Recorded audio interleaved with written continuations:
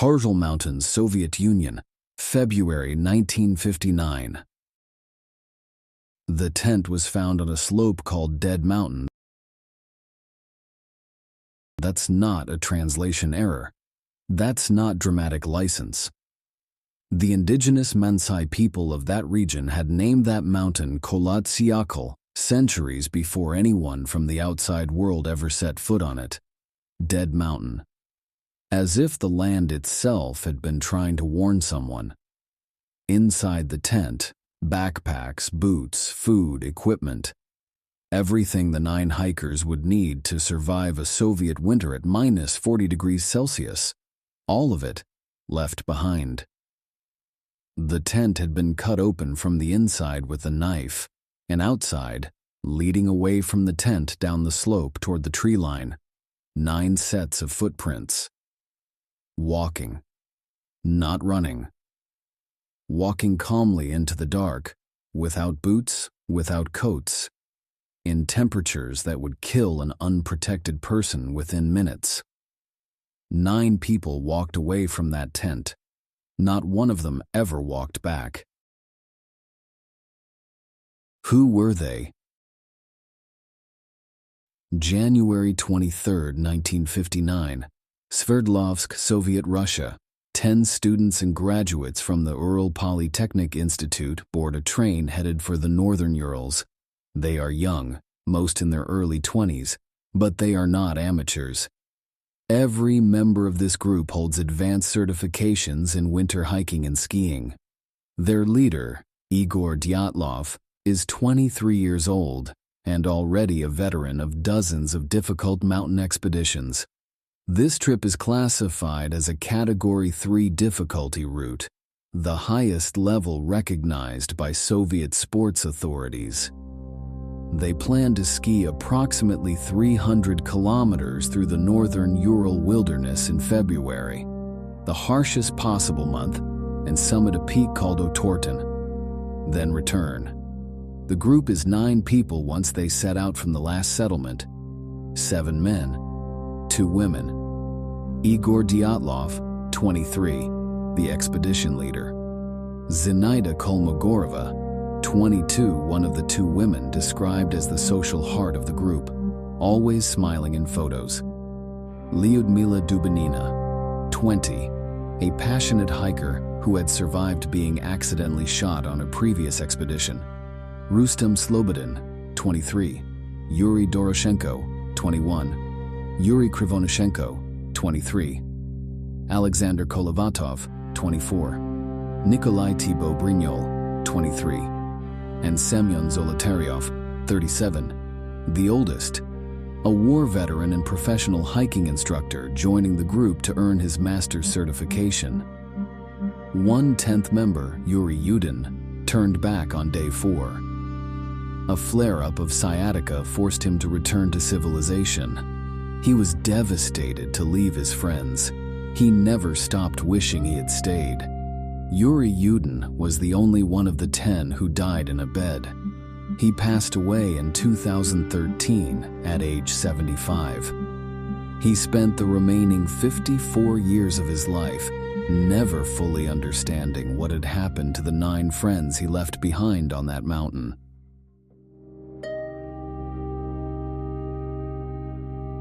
The last entry. The group kept diaries, multiple diaries, personal journals, a shared group diary, and even a mock newspaper they wrote for themselves during the trip, full of jokes and drawings. These documents survive. You can read them today. They are some of the most heartbreaking reading in the history of unsolved mysteries, because right up until the final entries, the group sounds completely fine. They are laughing, teasing each other, writing bad poems, complaining about the cold in that affectionate way people do when they know the cold is temporary and the fire is coming.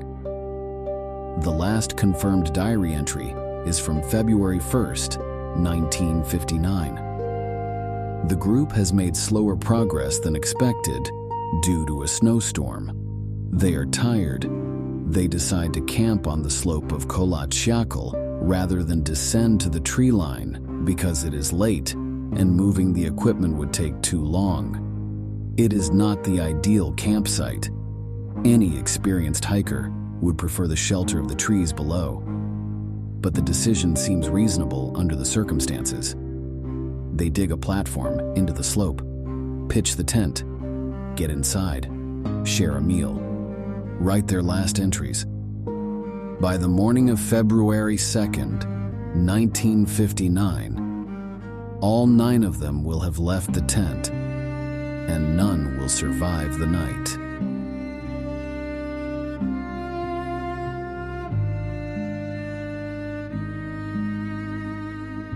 When the group failed to make their scheduled contact by February 20th, a search party was dispatched.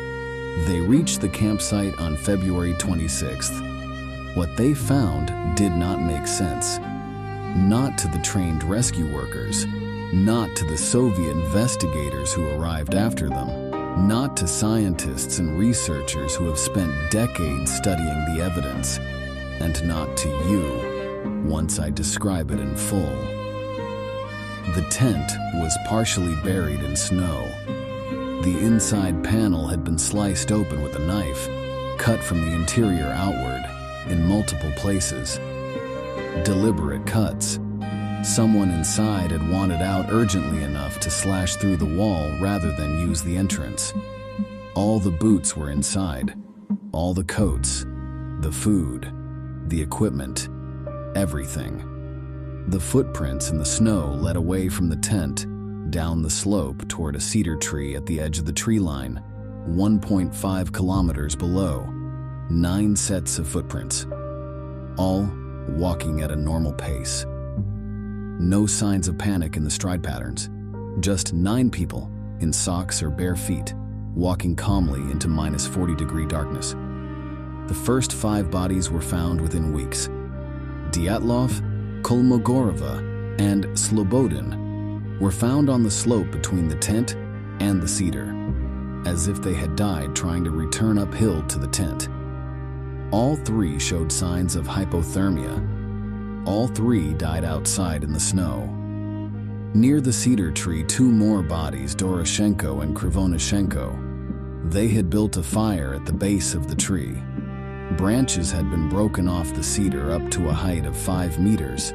Someone had climbed the tree, possibly to look for something, possibly to escape something. Both men had burns on their hands and legs. Krivonashenko had bitten a piece of flesh from his own knuckle. Investigators believe he did this to stay conscious. The remaining 4 bodies were not found until May, when the snow melted enough to reveal a ravine 75 meters from the cedar. What was found in that ravine ended any possibility of a simple explanation.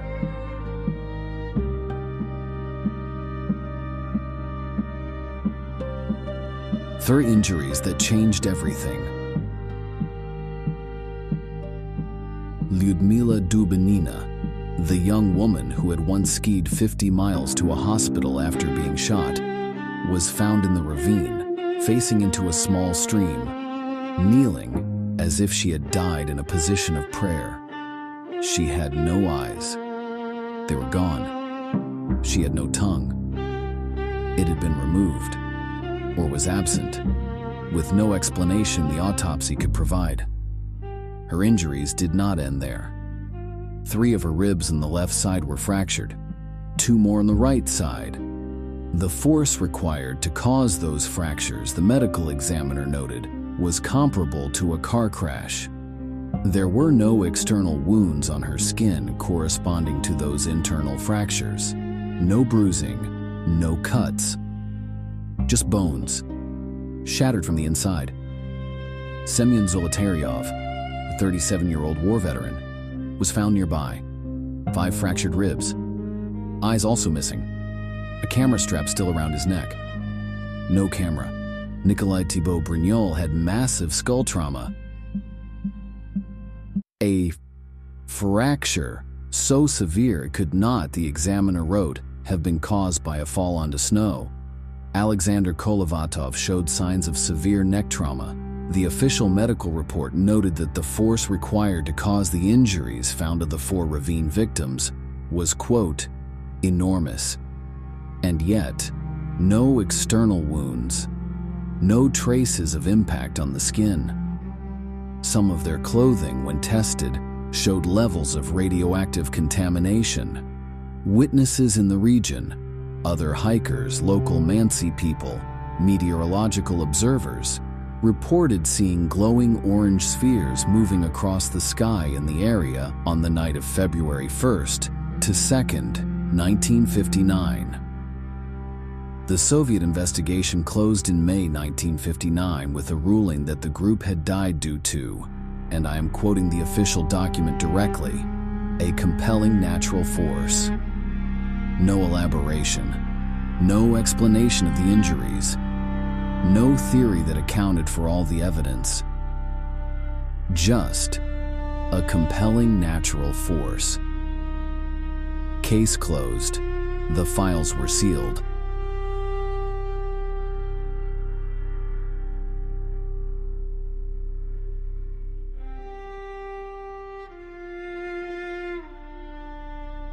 For 6 decades, researchers, scientists, journalists, and amateur investigators have proposed dozens of theories to explain the Dyatlov Pass incident. Here are the most serious ones, and where each one breaks down. Avalanche.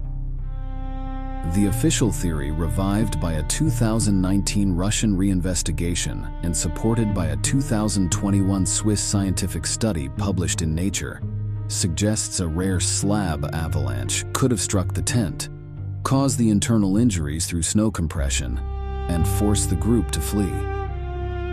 The problem: no avalanche debris was found at the scene. The slope angle was below the standard threshold for avalanche risk. The footprints leading away showed no signs of panic, and the injuries in the ravine remain extraordinarily difficult to explain by snow compression alone. Infrasound. Some researchers have proposed that wind conditions in the area generated low-frequency sound waves, infrasound, that can cause humans to experience sudden, overwhelming terror, hallucinations, and the compulsion to flee. This could explain why the group left calmly but urgently, without fully dressing. But infrasound does not explain the physical injuries. Secret weapons test. The radioactive contamination on the clothing, the glowing orange spheres, the sealed files, the missing eyes and tongue. Some investigators believe the group witnessed a secret Soviet weapons test or were struck by experimental military hardware. This theory gained traction when it emerged that other hikers in the region that night also reported the orange spheres in the sky, and that Soviet authorities told early searchers to classify any anomalous observations. The problem: no definitive evidence of a weapon or test has ever been produced. KGB operation. Some researchers believe Semyon Zolotaryov, the 37-year-old who joined the group at the last minute, who kept his camera strapped to his body even in death, who had an unusual Soviet military background, was an intelligence operative. The theory suggests the group encountered something they were not supposed to see and were silenced. But there is no direct evidence of this, and it requires accepting a coordinated murder that left no physical trace on the skin of the victims. None of these theories explains everything. Every single one leaves at least one piece of evidence unaccounted for. That is what makes this case unique in the history of unexplained deaths.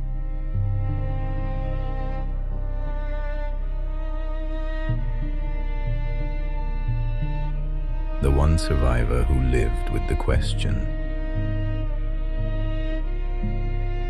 Yuri Yudin spent 54 years living with what might be the loneliest feeling in the world, survivor's guilt for a disaster he wasn't present for. He was the 10th member. the one who turned back. If his sciatica had not flared up on day 4, he would have been in that tent on the night of February 1st. His footprints would have been on that slope. For the rest of his life, Yudin worked to keep the memory of his friends alive. He collected every piece of evidence he could access. He studied the photographs, including the undeveloped rolls of film found in the tent, processed after the bodies were recovered, showing the group's final days on the trail.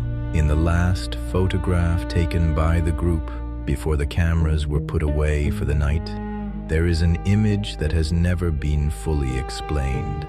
A blurry frame taken in the dark, showing an undefined object in the sky. Researchers have debated for decades what it depicts. Yudin believed his friends saw something that night that they were never able to tell anyone about. He died in 2013 without an answer. The Russian government reopened the investigation in 2019, 6 years after Yudin's death, and announced the avalanche conclusion. His response, had he lived to hear it, can only be imagined.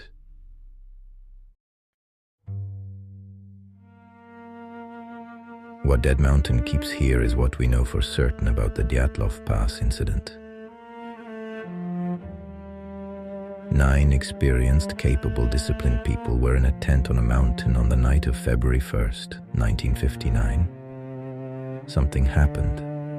Something significant enough to cause all 9 of them to cut their way out of the tent and walk calmly in bare feet without coats into -40 degrees. Some died of hypothermia trying to return to the tent. Some built a fire and climbed a tree for reasons we cannot determine. 4 died with injuries that, as the forensic examiner documented, required forces comparable to a high-speed vehicle collision, with no corresponding external wounds. 2 of those 4 had no eyes. 1 had no tongue.